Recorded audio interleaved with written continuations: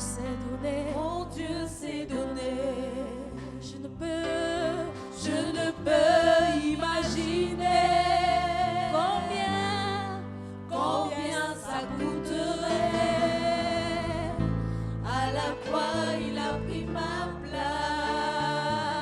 mon Dieu s'est donné.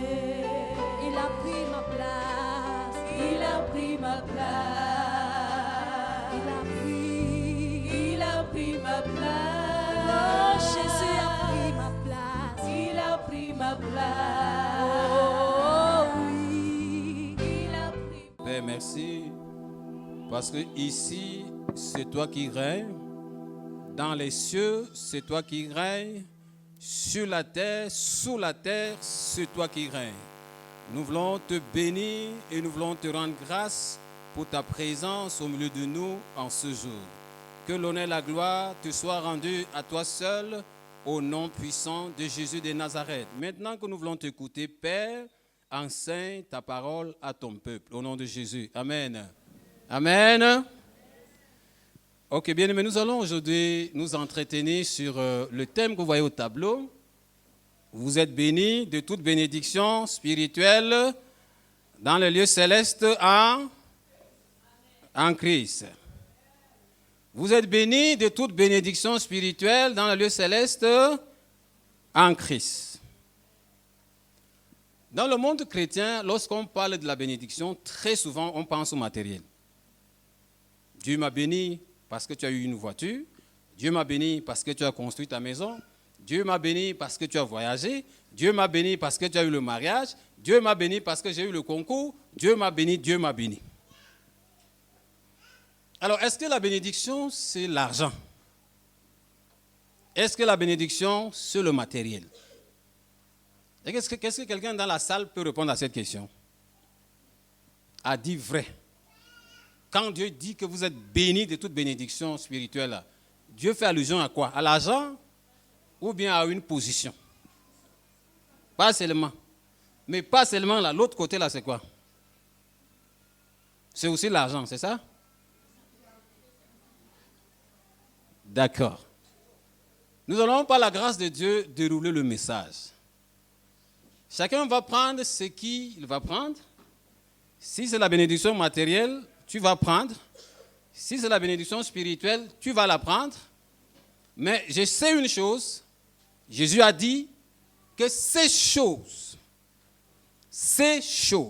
il parlait de quoi? J'aimerais que nous soyons interactifs. Jésus parlait de quoi?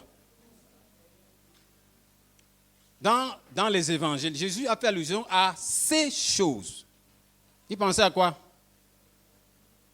Je vais vous aider. Il pensait à la nourriture, aux vêtements, au voyage, aux maisons, enfants et tout.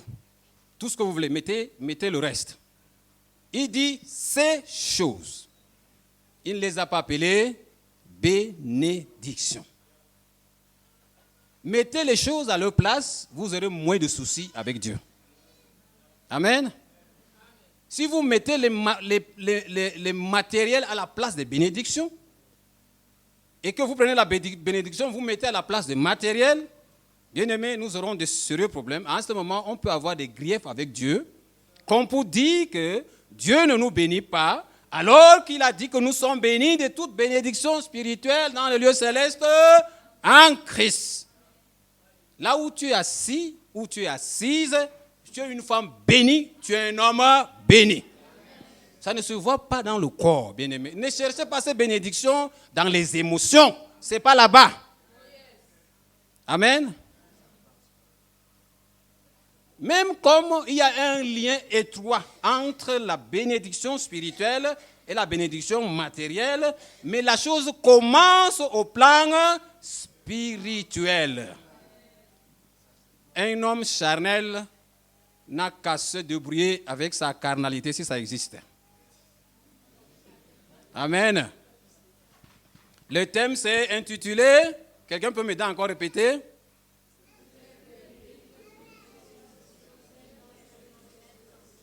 C'est dans Éphésiens, le chapitre 1, le verset 3. L'objectif de ce message, c'est de montrer qu'il y a une corrélation entre la bénédiction spirituelle et la bénédiction matérielle ou physique. Amen. Tu ne peux pas dire que tu es connecté à Dieu, tu es uni à Christ, mais tu mènes une vie misérable. C'est incongru. Ce n'est pas ce Dieu que je connais là. Ce Dieu que je connais, même comme j'ai des soucis avec mon véhicule, le problème est à mon niveau, ce n'est pas avec mon Dieu. Amen. Le problème est à mon niveau. Le pasteur Wanankai, c'est lui qui a le problème. Ce n'est pas Dieu qui a le problème. Dieu n'est jamais en difficulté dans son plan. Ses desseins sont parfaits. Ils sont en marche. Ça va s'exécuter parfaitement et littéralement. Ceux qui pensent que l'Église va échouer, ceux-là ne comprennent pas la parole. Je ne peux pas comprendre que mon Dieu que je sers, Jésus-Christ de Nazareth que nous venons de chanter, à la mention de ce nom tout genou fléchi, on dit qu'il peut échouer pendant que celui qui a les manettes de l'Église. Dites-moi qu'une association chrétienne a échoué, mais pas l'Église. Ce n'est pas possible. Alors, je veux justifier mon objectif. C'est lui de montrer qu'il y a une corrélation entre la bénédiction spirituelle et la bénédiction matérielle avec ceci. 3 Jean 1, verset 1 jusqu'au verset 3. Je souhaiterais que notre fils Josué nous projette cela. 3 Jean 1, 1 à 3. Jean qui parle à Gaius, ou du moins qui s'adresse à Gaius. C'est au tableau. Voilà, je vais lire, pendant que c'est aussi projeté, de la part de l'ancien, ô bien-aimé Gaius, que j'aime dans la vérité. Bien-aimé, je souhaite que tu prospères à tout point de vue et sois en bonne santé, à l'image de ton âme. J'ai en effet éprouvé une très grande joie lorsque des frères sont arrivés et ont rendu témoignage de ta sincérité, de la manière dont tu marches dans la vérité. Gaius, j'ai essayé de faire des recherches sur Gaius, mais je n'ai pas trouvé grand-chose, je vais vous épargner cela. Mais c'est l'apôtre Jean qui écrit à Gaius, qu'il présente comme son bien-aimé. Il est dit de Gaius que c'était un païen qui venait de se convertir à Christ, mais Gaius avait une très bonne santé sur le plan spirituel. Il s'occupait de l'église, il donnait de l'argent, en fait, il pourvoyait aux besoins des serviteurs de Dieu. Son âme était prospère. Sur le plan spirituel, Gaius était prospère. Mais il semble que sur le plan physique, ce Gaius était affaibli. Il était affaibli. L'apôtre Jean trouve que cela est anormal. Comment est-ce que tu es connecté à la source? Tu as eu une âme prospère. Tu sers Dieu. Et comment est-ce que sur le plan, dans les autres domaines, tu ne prospères pas? Jean trouve que ce n'est pas normal. Il écrit pour l'encourager, ou du moins c'est une sorte de prière. Jean prie pour Gaius pour que la prospérité qui est au niveau de son âme sur le plan spirituel migre vers les autres aspects de sa vie. Qu'il soit prospère à tous égards, à tout point de vue. C'est pour ça que je dis que ce n'est pas normal que tu sois une femme, un homme de Dieu, sérieux, sincère, connecté à la bonne source, et que tu sois en train de ramer. C'est que le problème est de ton côté. Le problème n'est pas du côté de Dieu. Sa parole le dit. Sa parole est claire. Elle est claire. La parole de Dieu ne ment pas. La parole ne dit que la vérité. Alors, nous allons donc avancer pour définir quelques termes de notre message. Mais le mot clé que moi je vais définir ici, c'est le verbe bénir. Le verbe bénir. Nous allons lire dans le livre de Genèse, le chapitre 1. Excusez-moi, je vais d'abord lire la péricope, ou bien du moins le texte que nous avons choisi aujourd'hui, avant de passer au livre de Genèse. Le livre que nous allons lire, c'est Éphésiens, le chapitre 1, le verset 3. Je vais simplement lire le seul verset. Béni soit le Dieu et Père de notre Seigneur Jésus, qui nous a bénis de toute bénédiction spirituelle dans le lieu céleste en Christ. Ça, c'est la version Louis II, 21. Je vais également lire dans la version Parole de vie qui dit ceci. Louange à Dieu, le Père de notre Seigneur Jésus. En effet, il nous a bénis dans le Christ en nous communiquant le don de son esprit qui viennent du ciel. Ça, c'est la parole, version parole vivante. Alors, je disais que je veux expliquer un peu le terme clé, qui est le mot bénir. Je trouve ce mot pour la première fois dans le livre de Genèse. Genèse, chapitre 1, verset 22. Il est écrit, Dieu créa les grands poissons et tous les animaux vivants capables de se déplacer. L'eau en pullula selon leur espèce. Il créa aussi tous les oiseaux selon leur espèce. Dieu vit que c'était bon. Il les bénit en disant, reproduisez-vous, devenez nombreux, remplissez les mers et que les oiseaux se multiplient sur la terre. Ici, Dieu il ne s'adresse pas encore à l'homme. Il s'adresse aux animaux, aux oiseaux, du moins à une partie de sa créature. Il donne à cette nature la capacité. Je vais encore expliquer ça comment. Il place en cette nature une partie de lui, la capacité de se reproduire. Parce qu'il n'y a que Dieu pour créer, il n'y a que Dieu pour se reproduire. Ça vient de lui, puisque c'est lui qui dit, la parole sort de sa bouche, je veux dire. Cette capacité de se reproduire émane de Dieu. Avant que Dieu ne dise, les animaux, les oiseaux ne pouvaient pas se reproduire. Révérend Beldo, je mens, ou je dis la vérité. Alors, ici, vous allez me dire que la reproduction ou le fait de remplir la terre, pour les hommes, c'est la domination. C'est assujettir, c'est-à-dire c'est prendre possession de la terre. Mais il ne s'adressait pas à l'homme, il s'adresse aux animaux, aux oiseaux. Je ne pense pas qu'il y ait une liaison, ou du moins que Dieu soit en train de penser à une prospérité financière, je ne pense pas. La bénédiction ici, dans le cas des animaux et des oiseaux, c'est la reproduction. C'est se remplir la terre. C'est se multiplier. Maintenant, quand on se reproduit, n'est-ce pas, on devient nombreux, non? Quand on devient nombreux, on remplit, non? C'est tout à fait logique, c'est-à-dire c'est une suite logique de ce que Dieu était en train de dire. Bon, voyons un peu ce que Dieu est en train de dire à l'homme. C'est toujours Genèse 1, 27, 28. Dieu créa l'homme à son image, il le créa à l'image de Dieu. Il créa l'homme et la femme. Dieu les bénit et leur dit, reproduisez-vous, devenez nombreux, remplissez la terre et soumettez-la. Quand Dieu parle à l'homme, il ajoute un autre verbe. Le verbe soumettre. Il dit dominer sur le poisson de la mer, sur les oiseaux du ciel et sur tout animal qui se déplace sur la surface de la terre. Alors, je me suis permis de faire un petit résumé pour expliquer exactement ce que, en fait, du moins pour expliquer ce que moi je comprends à travers ce que Dieu est en train de dire.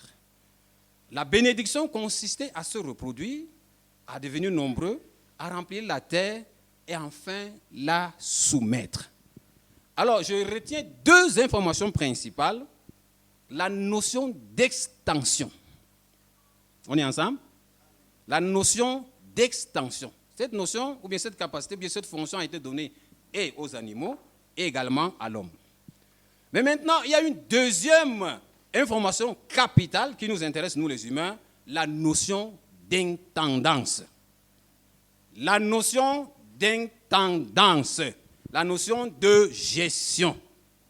Ça n'a pas été donné à un animal, ni à un oiseau, ni à un arbre, mais c'est à l'homme.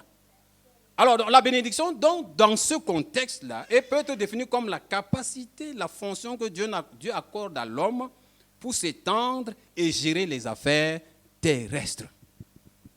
On est ensemble?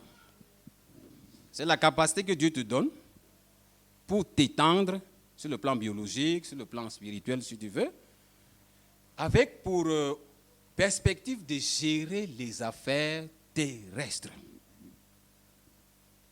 Jusque-là, même s'il y a le matériel, les matériels viendront sous forme de conséquences.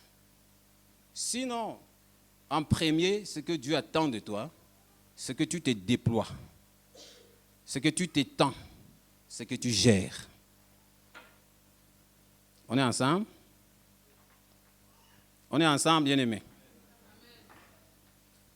J'ai trouvé également le mot bénir, toujours dans Genèse, chapitre 18. Je n'ai pas recensé tous les versets qui parlent du verbe bénir. J'ai simplement fait quelques morceaux choisis. J'ai trouvé une troisième mention dans Genèse 18, 17, 19. Il s'agit d'Abraham, ou du moins ce que Dieu était sur le point de faire. Il partait à Sodome et à Gomorrhe parce qu'il a entendu parler de Sodome et Gomorrhe. Il voulait se rassurer si ce qui a été dit sur Sodome et Gomorrhe est vrai, et il va donc agir en conséquence. Voilà ce que Dieu dit. Alors l'Éternel dit, cacherai à Abraham ce que je veux faire. Abraham deviendra une nation grande et puissante, et toutes les nations de la terre seront bénies en lui. En effet, je l'ai choisi afin qu'il ordonne à ses fils et à sa famille après lui de garder la voie de l'Éternel en pratiquant la droiture et la justice. Ainsi, l'Éternel accomplira en faveur d'Abraham les promesses qu'il lui a faites. Ce qui m'intéresse ici, c'est l'expression « toutes les nations du monde de la terre seront bénies en lui ». Je crois que Dieu parlait du Messie. Quoique, qu'on puisse aussi comprendre que Dieu il venait aussi de faire la promesse à Abraham qu'il aura un fils, une postérité. Mais ici, les nations seront bénies, on parle du Messie. Jésus-Christ de Nazareth, que nous venons d'élever tout à l'heure. Abraham va être maintenant présenté comme le père de la foi. Jésus va naître dans sa postérité.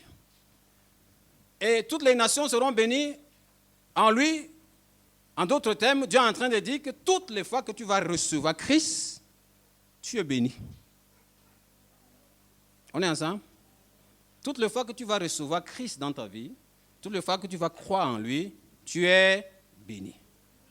Tu es une femme bénie, tu es un homme béni. Alors, ce dernier verset explique, ou du moins nous précède dans le verset que nous avons choisi pour notre message d'aujourd'hui. Éphésiens 1.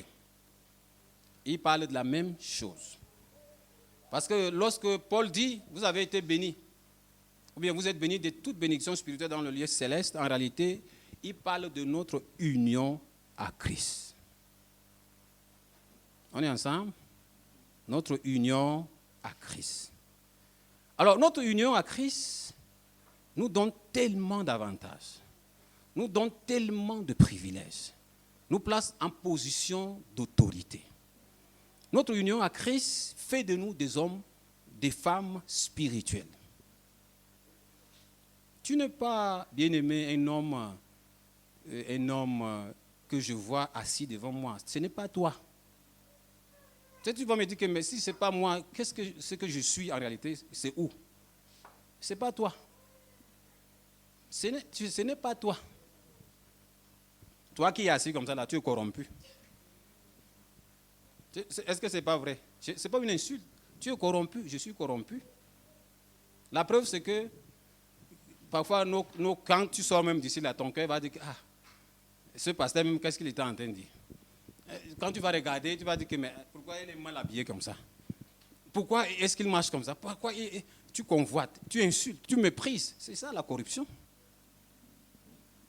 Le cœur de l'homme est corrompu par essence. C'est l'héritage que nous avons eu d'Adam, le premier Adam. Mais la bonne nouvelle, c'est que le jour où tu es connecté au second Adam, tu es devenu une nouvelle créature. Mais ton corps reste toujours corrompu. Est-ce que ce n'est pas vrai? Si tu es né borgne, le jour où tu nais de nouveau, est-ce que les deux yeux reviennent? Ce n'est pas vrai? Hein? Est-ce que ce que je dis est nouveau? Ou bien peut-être on n'est pas ensemble? Je n'ai pas besoin de rêver. Vous connaissez, nous tous nous savons que nous sommes nés étant séparés de Dieu, étant corrompus.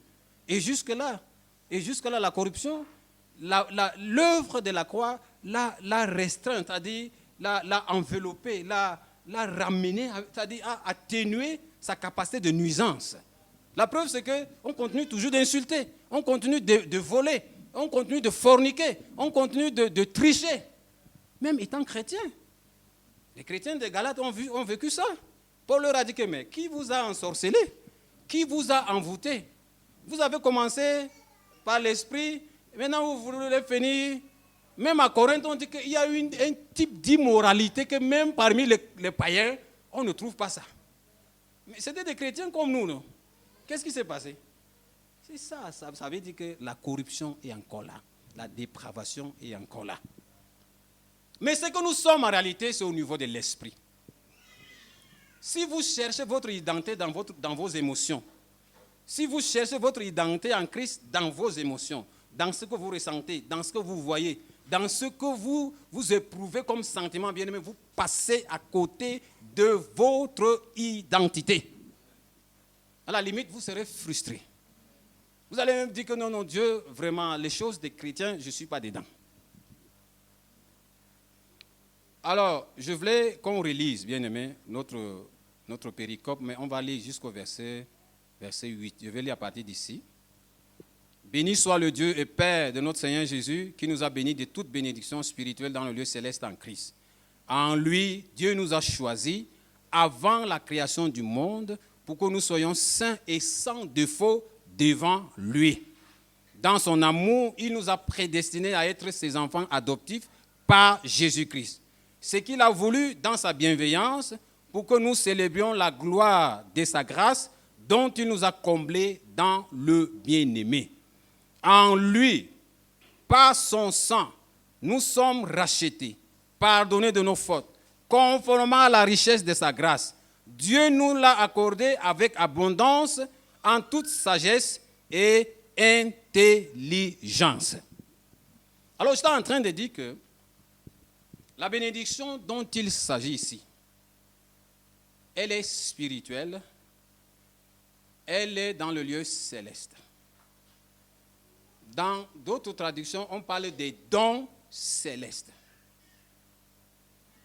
Et comment, si ces bénédictions sont dans le lieu céleste, comment moi qui suis assis ici, à Rainbow, comment je vais monter dans le lieu céleste pour les prendre et descendre avec elles? Je parle des bénédictions. Quelqu'un peut me poser une question pareille, n'est-ce pas? C'est simple. Nous sommes unis à Christ. La Bible dit que nous sommes assis au ciel avec Christ. Vrai ou faux? Nous sommes assis au ciel avec Christ. Le jour où nous sommes devenus enfants de Dieu, l'Esprit de Dieu est venu en nous. Les dons dont on parle, c'est les dons célestes. C'est les dons que le Saint-Esprit accorde. Comment est-ce que l'Esprit est en moi? Les dons sont restés au ciel. C'est possible? Ça perturbe un peu. C'est en nous. C'est avec nous. Ces dons sont dans nos vies à cause de notre union à Christ. Le jour où nous sommes unis à lui, ou bien avec lui, nous sommes devenus des hommes et des femmes spirituels. Jean chapitre 3 dit que celui qui est né de l'esprit, il est comme un vent. C'est-à-dire, il souffle. On ne sait pas, on ne sait d'où il vient, on ne sait là où il va. On voit simplement ses effets. En réalité, c'est ça l'homme spirituel. Vous ne pouvez pas le comprendre. Quelqu'un, peut-être ta mère est morte, on est en train de l'enterrer. Dieu te dit que non, on ne parle pas son enterrement. C'est arrivé à des personnes comme ça. Oui, c'est arrivé.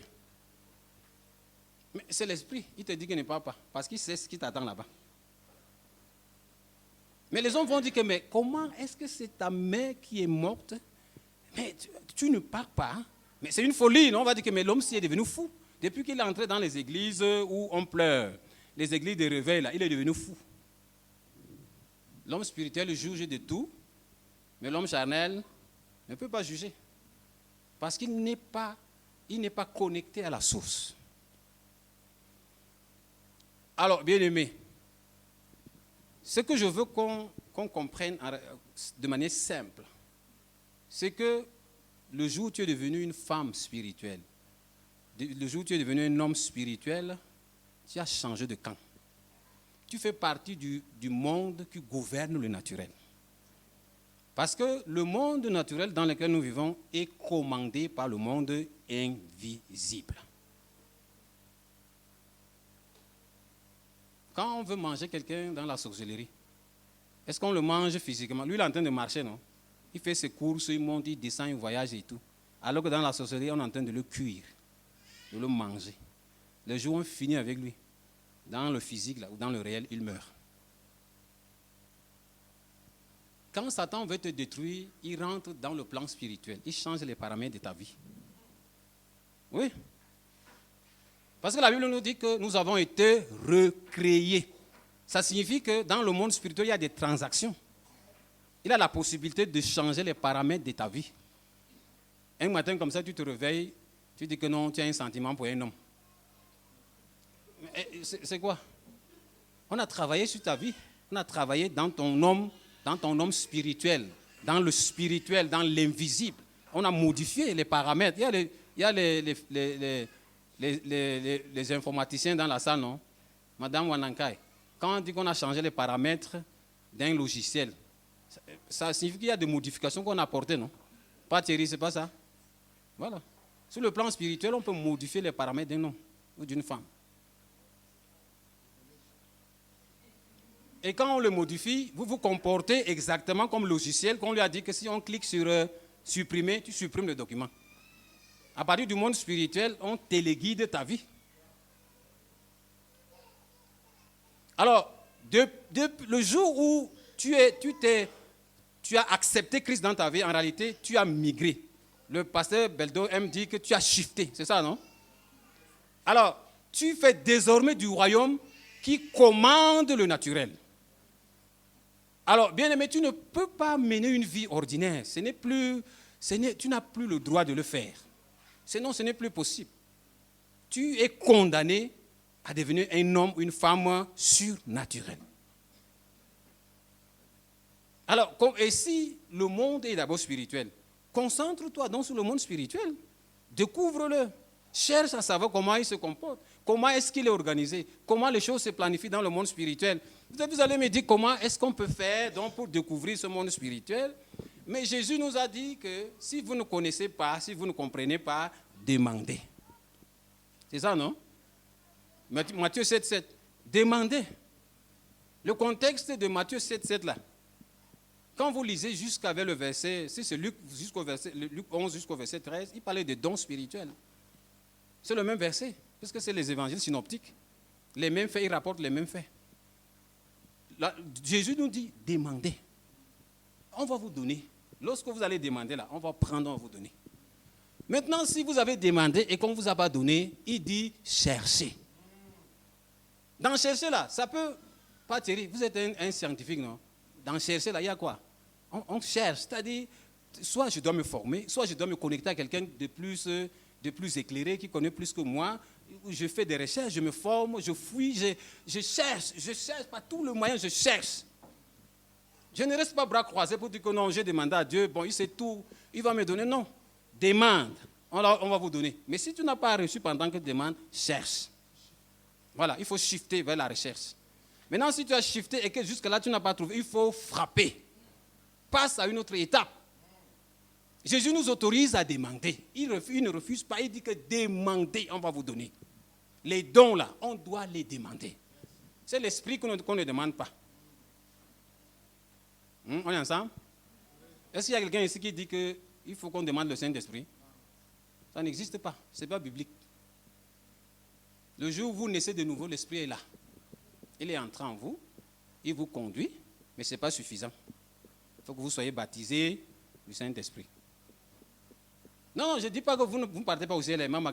Tu me regardes comme si... Je dis que lorsque vous êtes né de nouveau, l'Esprit est là. Il vous conduit. Si vous mourrez là, vous partez au ciel. Mais pour une vie d'impact, une vie d'influence dans la société, dans ta famille, il faut être baptisé, être plein comme les apôtres. Partout où vous passez, les miracles s'opèrent. Je suivais en semaine témoignage sur Ayidini Abala.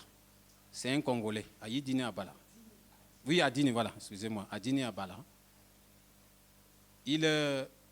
On l'a invité quelque part pour prêcher avec les Osborne. Je crois que c'est à leur époque. C'est Osborne qui a prêché, qui a commencé. Après lui, on a demandé de prêcher, il s'élève. Il avait fait un accident, il avait un pied qui était un peu plus court. Il prend sa béquille, il s'élève, il veut marcher, le pied fait mal. Il regarde l'estrade. Il dit que, mais toi, estrade, tu ne peux pas venir vers moi. L'estrade a fait c'est venu vers lui. Il est monté. Et maintenant, comme il devait prêcher sur le Saint-Esprit, il dit que le Saint-Esprit là, il fait quoi? Il a juste posé une question, le Saint-Esprit fait quoi?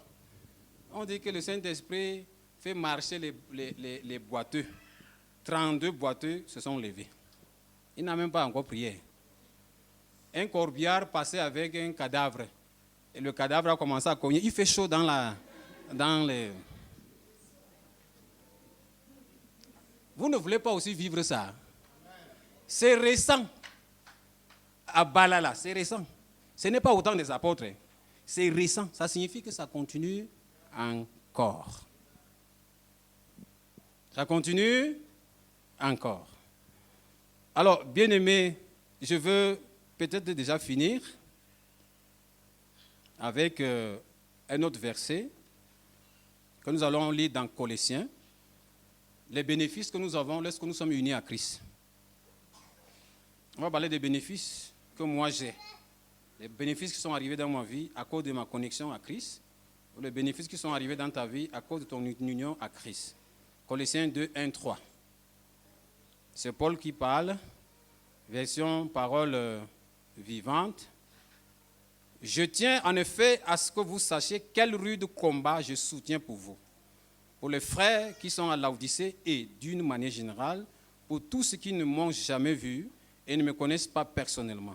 Je combats pour eux afin que leur cœur soit comme soudé ensemble par la puissance de l'amour et qu'ils puissent pénétrer dans toute la richesse d'une pleine connaissance du mystère de Dieu. Ce mystère se résume en un mot, le Christ. En lui se trouvent cachés tous les trésors de la sagesse et de la connaissance. Amen. Le Christ, en lui se trouvent cachés tous les trésors de la sagesse et de la connaissance. Alors, la Bible, l'application Bible Strong définit le mot connaissance comme ceci.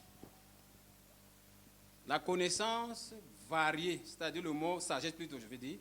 Le mot sagesse, c'est la connaissance variée des choses humaines et divines, acquise par la vivacité et de l'expérience et accumulée dans les maximes et proverbes. Cette Bible définit également le mot sagesse comme la science et l'érudition. Elle continue en disant que c'est le fait d'interpréter les songes et de toujours donner l'avis le plus sage. C'est le cas de Joseph en Égypte. C'est l'intelligence démontrée par la découverte du sens des chiffres mystérieux ou d'une vision. C'est aussi une adresse dans la direction des affaires. Une adresse dans la direction des affaires. Alors, mon frère, terre à terre, non. Le jour, je veux encore me répéter, le jour où tu es né de nouveau là, Paul est en train de te dire que, Paul a été inspiré, il dit que tu es connecté à qui? À Christ, en qui se trouvent quoi? Tous les trésors de la sagesse et de la connaissance. Tu fais dans la science, tu trouves ton compte ici. Tu fais dans les affaires, tu trouves ton compte ici.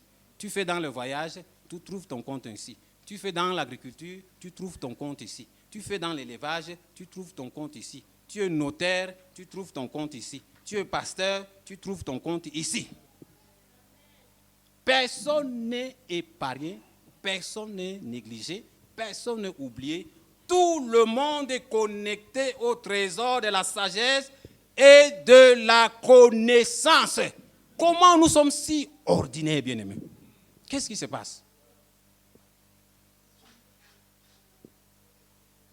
Moi, je suis ordinaire. Mais bien-aimés, on doit grandir. On doit être ces hommes spirituels et ces femmes spirituelles. Comment est-ce que nous, le palu même nous tape? Je ne dis pas qu'on va tomber malade. Mais il y a des gens que quand ils prient, c'est comme si l'onction qu'ils portent brûle les germes du palu automatiquement. Moi, depuis quelques jours, j'ai toujours mal à la tête. Ça ne finit pas, je ne sais pas pourquoi. Cette nuit, ça m'a encouragé aussi. Cette nuit, je dormais. Parce que avant d'aller au lit, j'ai passé environ peut-être 30 minutes à exhorter une sœur. Tellement elle est traumatisée par l'évangile, par la religion. Dans sa tête, c'est le péché, le péché. Je lui dis que qu'est-ce que tu as avec le péché? Elle me dit que c'est comme ça qu'on les a traumatisés. Elle est obligée de m'expliquer comment est-ce que ça a commencé et tout. Je lui ai dit que non. C'est-à-dire, on est parti de la formule selon laquelle quand on donne la prière à quelqu'un pour prier, Seigneur, je ne suis qu'un pauvre pécheur. Je lui ai dit que ça n'existe pas dans la Bible. Pauvre pécheur là, je ne sais pas d'où est-ce que vous avez pris, mais je sais que nous sommes devenus pécheurs un jour, mais quelqu'un nous a rendus justes. Le juste, on ne dit pas qu'il ne pêche pas. Il peut pécher, mais ça ne fait pas de lui un pécheur. C'est un juste en difficulté. Dès qu'il se remet sur la ligne, il court. Amen. Mais je lui ai dit, oui le Père, je lui ai dit que il y a une chose que tu ne dois pas tolérer dans ta vie, le péché. Parce que c'est le seul élément à partir duquel l'ennemi entre dans ta vie pour te voler tes bénédictions, pour piller ta vie, pour t'enlever ta paix, ta joie et même ton mariage, c'est possible. Alors je lui ai dit qu'à partir d'aujourd'hui, si on finit avec notre conversion et que tu n'es pas délivré, je veux voyager pour te... C'est les démons qui te possèdent. Elle a dit que jusqu'à ce point. J'ai dit que oui, jusqu'à ce point.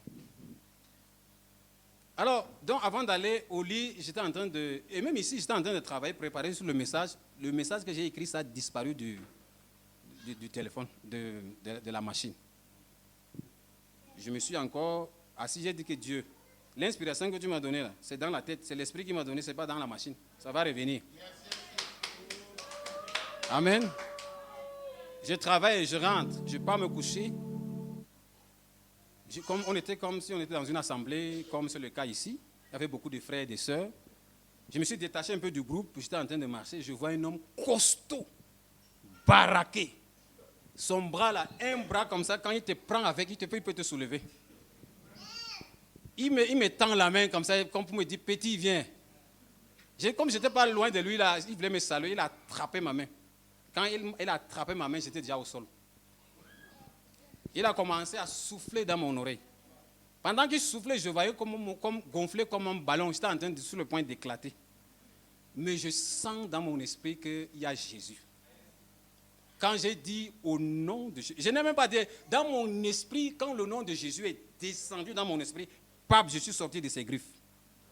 Et je me lève. Quand je me suis levé, j'ai envoyé les missiles. Les vrais missiles, cette fois-ci, ce n'est pas les petits missiles. Voilà.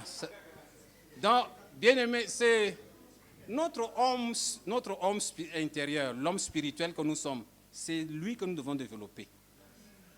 Jésus nous donne la possibilité de demander, de chercher et de frapper.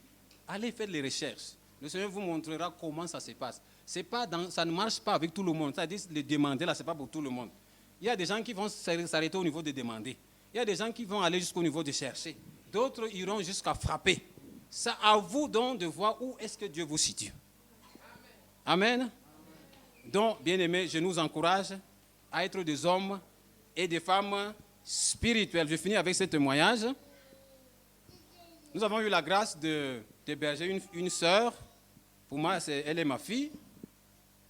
Elle est partie de chez nous il y a de cela quelques mois. Je ne sais pas si ça fait un an, je ne sais pas.